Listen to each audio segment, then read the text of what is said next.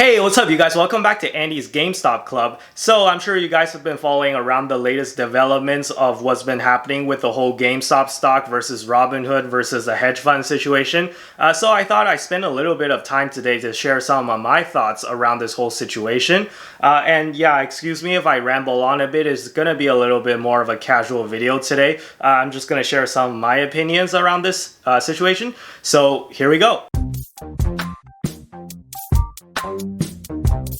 So actually, maybe it's a little unfair for me to talk about this as the GameStop stock situation because it's not about the GameStop stock anymore, right? It's not about GameStop the company anymore even. So I said this in the last video as well. The GameStop stock right now has nothing to do with the actual underlying company at this point. So you've probably seen a lot of other YouTubers talk about this already. But in case you're not caught up on what happened, well, this past Thursday, Robinhood and many other brokerages actually started imposing restrictions on how many shares you can buy for popular stocks like GameStop, but also other names like AMC, BlackBerry, and Nokia, among many others. I think Bed Bath & Beyond might have been one of them as well. So understandably, this made people very angry as this seems like blatant market manipulation since you're only restricted to like buying shares, but you're not restricted from selling, right? Meaning that you can sell as many shares as you want, but you couldn't buy as many shares as you wanted to. So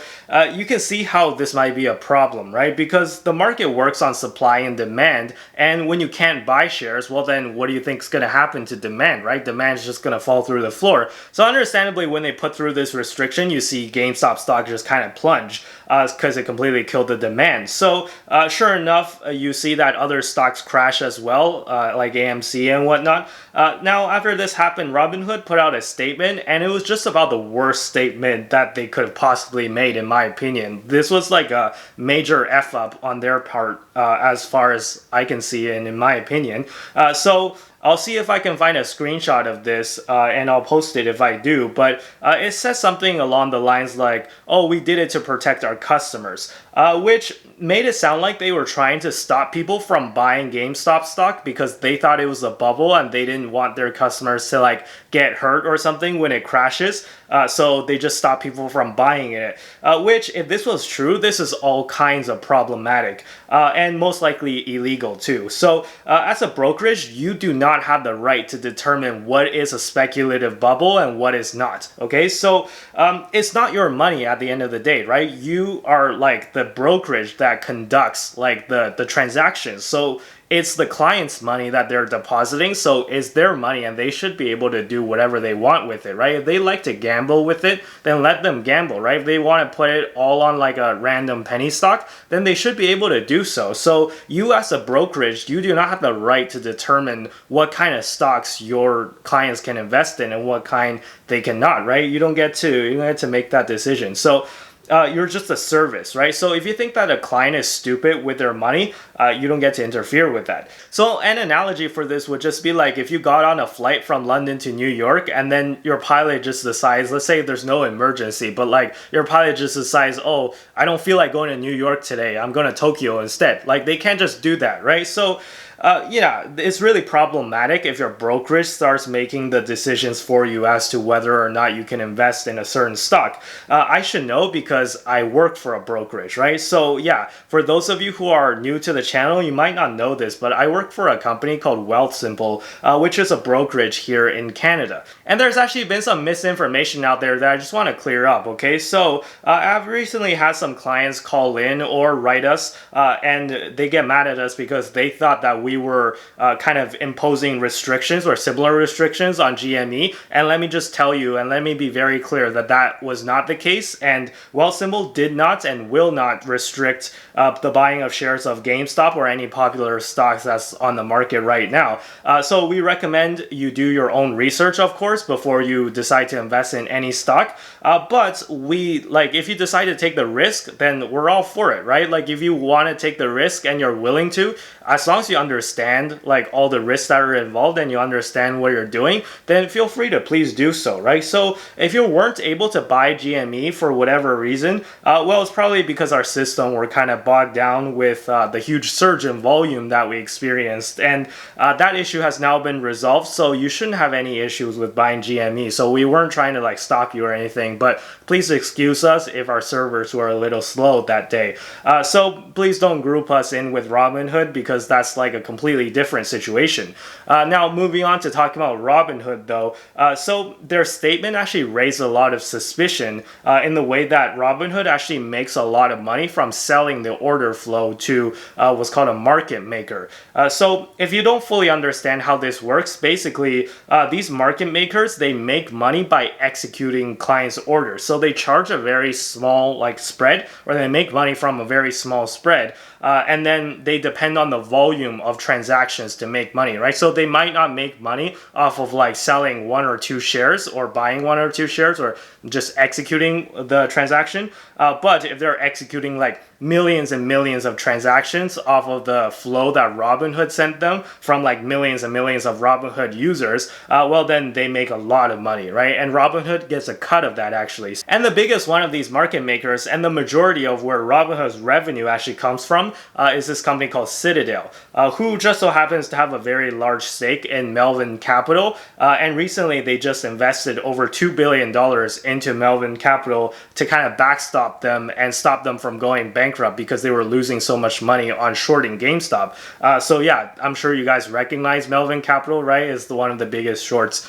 of the GameStop stock. So you see that this is very suspicious, right? Because Robinhood's biggest customer is actually not you as the client if you're a Robinhood user. So they're commission free, so they actually don't make that much money off of you. Their biggest paying customer is actually Citadel, who has a vested interest in seeing GameStop stock crash, because they don't want to lose the money that they put into Melvin Capital, right? Because Melvin is short.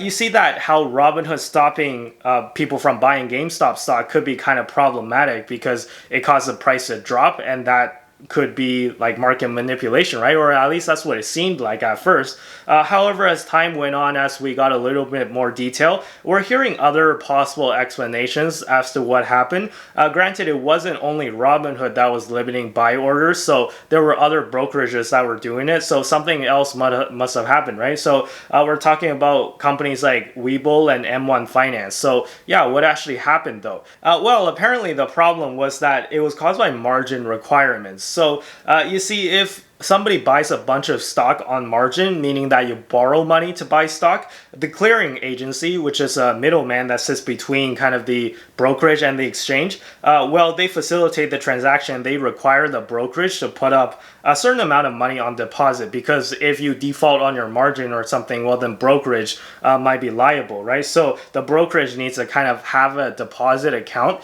and then deposit cash into it. However, what happened was that it looks like Robinhood just didn't want to admit that they didn't have that much cash to put up for GameStop stock, because the stock is so volatile, and the clearinghouse actually raised the margin requirements on what you need to put up, on what Robinhood needs to put up, for GameStop stock. So yeah, Robinhood didn't have that much money on hand, so they just didn't want to put up the money, so they couldn't actually facilitate the buying of these many GameStop stocks. So they just shut it all down, and then they made up some BS excuse, or like, oh, we wanted to protect our customers. Well, this is actually the worst response ever, because first of all, they had time to prepare for all of this, right? So GameStop stock has been volatile for quite a while before Thursday, before all this happened.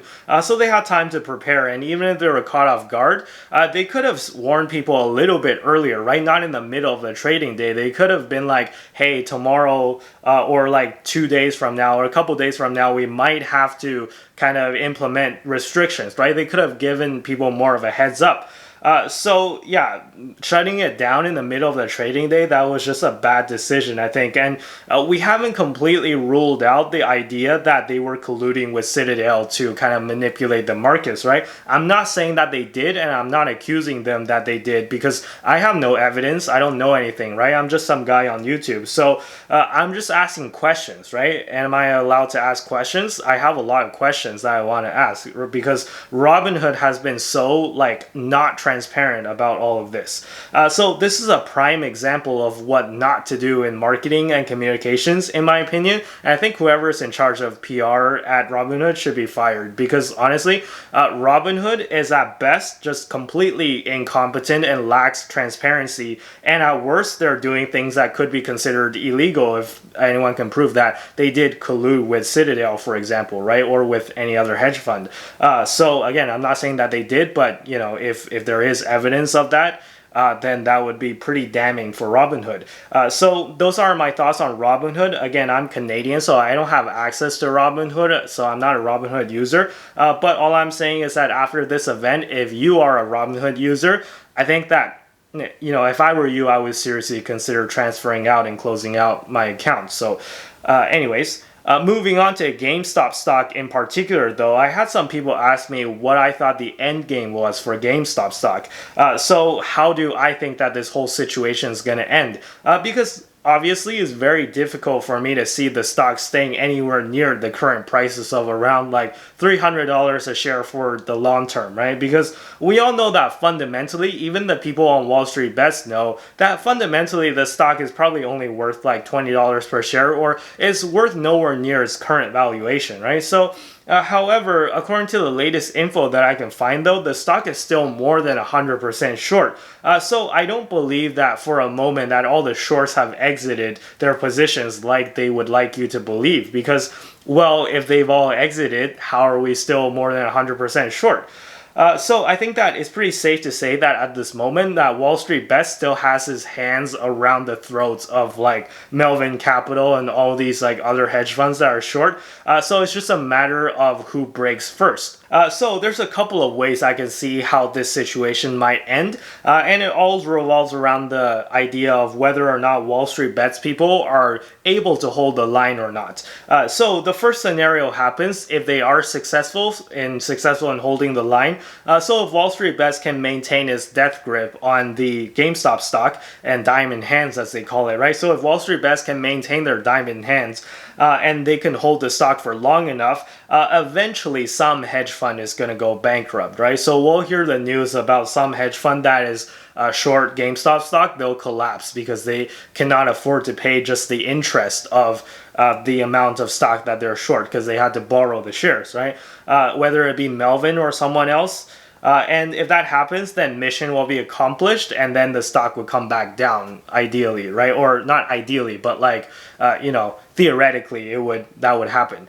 So the second scenario is that WallStreetBets can't hold the line. So this can happen for a multitude of reasons. So, for example, if one of the spiritual leaders, for example, user Deep Effing Value, I'm not going to say the full name because it has a swear word in it, and I don't want to get demonetized, but I'm just going to call him Deep Effing Value.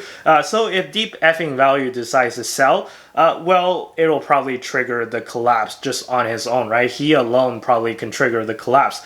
So for those of you who are not familiar, he's the guy that turned a $50K investment into GameStop into at least like 40 something million dollars. I think it was closer to 50 million actually. Last time I checked, I think it was around like 47 or 48 million dollars. So yeah, if he decides, you know what, guys, I'm out, right? I've made enough money, I'm gonna cash out. Well, if he cashes out, then I think that he alone will just demoralize, that news will just demoralize WallStreetBets, and then everyone's gonna sell. And then the stock is going to collapse. And if you're thinking, oh, he's never going to betray us like that, so we're good, right? Well, not so fast, because there's other ways that the line could collapse, right? Just enough people, enough regular people, if they sell, well, then that's going to cause the line to collapse as well. So I think all in all, it'll be very interesting to see what will happen next week, because honestly, I have no idea what's gonna happen. Okay, so every time I go into the Wall Street Bets group, I see that the number of members, or degenerates as they call them, the number of degenerates increased by such a large amount, right? So I think that right now there are over 7 million degenerates. So this whole GameStop saga, I think, is not ending anytime soon just yet. So it might be even possible that we have not reached the climax of this like story yet. So who knows? But I'm definitely on the side of Wall Street Bets though, and I'm definitely hoping that the line holds, because I would love to see some retail investors taking it to the big hedge funds and just, using the power of the internet to fight these guys. Because these guys, as I said in the last video, hedge funds have been manipulating the markets for decades, okay? So how dare they kind of accuse us retail investors of manipulating the markets when they're the ones who have been manipulating the markets for decades and just gotten away with like billions and billions of dollars of profits, right? So yeah, Robinhood, the company, in this case, they messed up royally, right? So they try to relate themselves to Robinhood, like the character from the story. But in this case, we can see that they're actually the sheriff. So Wall Street Bets is Robinhood. So I just think that it's kind of ironic that the company is called Robinhood when the real Robinhood is the people and the small retail investors who's unified on such a mass scale for pretty much the first time ever. At least at this scale, the first time I could remember. And to show my support, I actually bought one share of GameStop. So I bought right around $230 per share, which is about $300 Canadian. And I'm just gonna diamond hands this share, okay? So I'm just gonna hold this share and I'm gonna hold the line. So I wish I was rich enough to put more play money in, but I don't want to risk too much in this. I'll buy one share just to show my support. So I already said goodbye to my $300, so I actually do not care whatsoever if it goes to zero, right? If GameStop collapses and the stock goes to zero, I don't care at all. So I'm thinking about this $300 that I paid as sort of a concert ticket, because remember concerts? Yeah, fun fact, those used to exist. But yeah, I'm thinking of these $300 as just like a concert ticket, just as an experience, right? It's just so that I can say I have skin in the game and that I can support the Wall Street Bets community from holding the line. So yeah, anyways, I just want to be part of this Reddit movement, to be honest, and whether it goes to zero or if it goes to 1,000 like some people are saying, I'm happy either way. So anyways, those are my thoughts on GameStop, and I'm gonna leave the video here, and I'll be sure to update you guys if any other developments come up in this story. Be sure to hit the like button if you enjoyed the video, and consider subscribing if you like the series. Be sure to follow me on Twitter and Instagram, links down below in the description as always. And with that being said, I'll see you guys in the next video. Bye-bye.